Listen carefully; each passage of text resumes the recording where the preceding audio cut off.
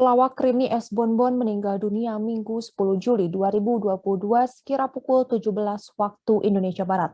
Pelawak bernama asli Irni Yusnita tersebut meninggal dunia di kediamannya Kramat Lontar, Paseban, Senen, Jakarta Pusat.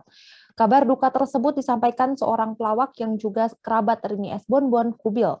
Jenazah Rini S. Bonbon dimakamkan Senin 11 Juli 2022 pagi di TPU Kawi-Kawi, Johar Baru, Jakarta Pusat. Disebutkan bahwa Rini S. Bonbon meninggal akibat penyakit diabetes yang sudah lama dideritanya. Bahkan penyakitnya tersebut membuat kaki Rini S. Bonbon hampir diamputasi. Rini S. Bonbon meninggal dunia akibat penyakit diabetes mellitus tipe 2 yang diderita sejak 1996. Dalam sebuah dokumentasi tahun 2013, Rini mengatakan ia menderita diabetes cukup lama. Sang ayah, Suhandi Hasan, juga menderita sakit serupa. Dikutip dari program Cerita Hati Kompas TV, Rini S. Bonbon merasa kaget saat dirinya divonis diabetes. Rini S. Bonbon menceritakan bagaimana saat diabetes menggerogotinya, tubuhnya lemas, tak berdaya. Bahkan untuk menunaikan sholat 5 waktu pun ia nyaris tak mampu. Namun Rini berupaya keras agar ia bisa melawan penyakitnya ini. Rini S. Bonbon meyakinkan dirinya untuk tetap bisa sholat. Untuk menghindari sakit gula, Rini sempat melakukan diet. Namun faktor genetik yang kuat serta obesitas hingga 105 kg membuat Rini terkena sakit gula.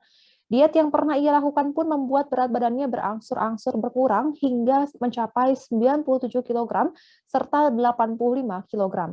Penyakit tersebut nyaris membuat Rini S. Bonbon kehilangan kakinya karena peniti. Pada 2008, Rini S. Bonbon membeli sepatu baru untuk keperluan syuting.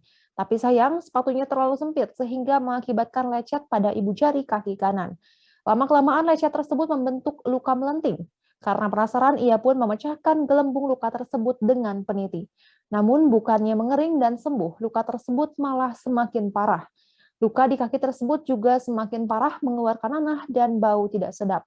Seperti yang sudah diketahui, luka pada diabetes mellitus tipe 2 memang sulit untuk disembuhkan. Akibat luka tersebut, tekanan gula darah pada tubuh Rini S. Bonbon waktu itu terus naik hingga 600, di mana batas normal adalah 140. Suntikan insulin sebelum makan, obat dari dokter, dan pengobatan alternatif tidak ada yang manjur.